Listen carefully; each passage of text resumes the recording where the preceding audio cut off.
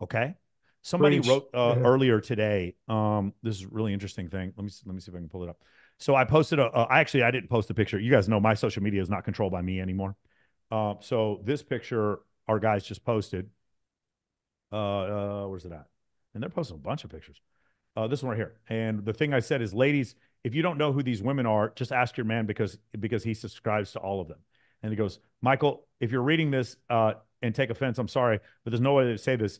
This isn't this a tad hypocritical to tell men to avoid these kind of women, but then you promote them and imply that every man in a relationship has a wandering eye by telling women the relationship's in jeopardy. Am I the only one who sees this irony? No. What she can't see is that when I say don't date them, that means I'm warning you against them. I would not date anyone in that photo. I would.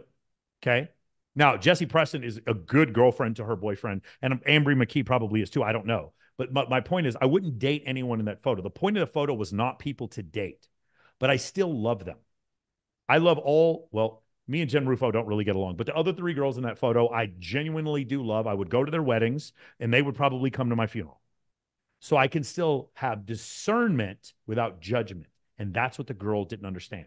If I say, hey guys, it's probably not a good idea to subscribe to OnlyFans because it's going to screw up your ability to go and attract women, that doesn't mean that I don't have female friends that are on OnlyFans.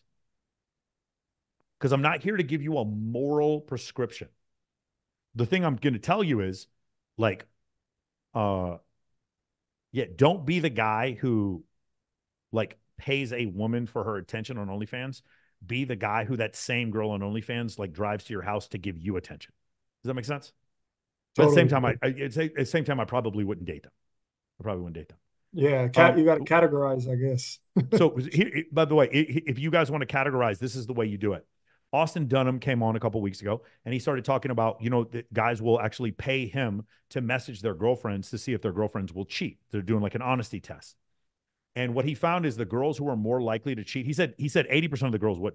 He said the 20% of girls who would cheat, it was like if he was a better looking version of her boyfriend, then the girls would like be considerate of cheating. But he said the correlation was this. The girls who were posting thirst traps and were clearly interested in getting more validation on social media, those were the girls more likely to cheat. And so from this point forward, what I want you guys to do, and I've meant all the guys in MOA already know this, but what I want you guys to do is to stop rating women by their physical attractiveness and instead rate women by their susceptibility to stimulus.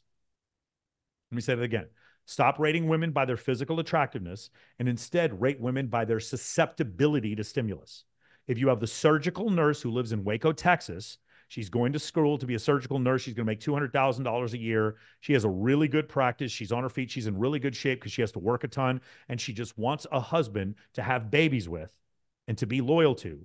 And that girl's a 10.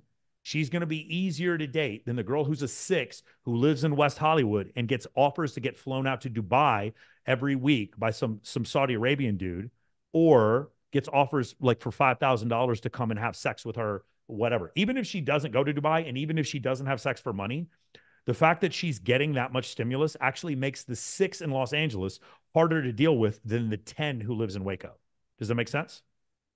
From Totally. now on, when you guys look at women, do not look at their physical attractiveness. Because I've heard this before. It's like, oh, those really hot girls are the hardest girls to date. No, the hardest girls to date are the ones that are the most susceptible to stimulus. Okay. So you Okay. need to rate girls by their susceptibility to stimulus. That's what I would do. Okay. Cool. She posts thirst traps and gets likes from like what's it called? Michael B. Jordan. I saw this one guy who's like talking, he's like trying to talk to this one girl, and then he's like looking at Michael B. Jordan is like liking the post. And he's like, holy fucking shit. It's like, this is who I'm competing with. Just understand that girl is going to be a fun weekend in fucking Cabo.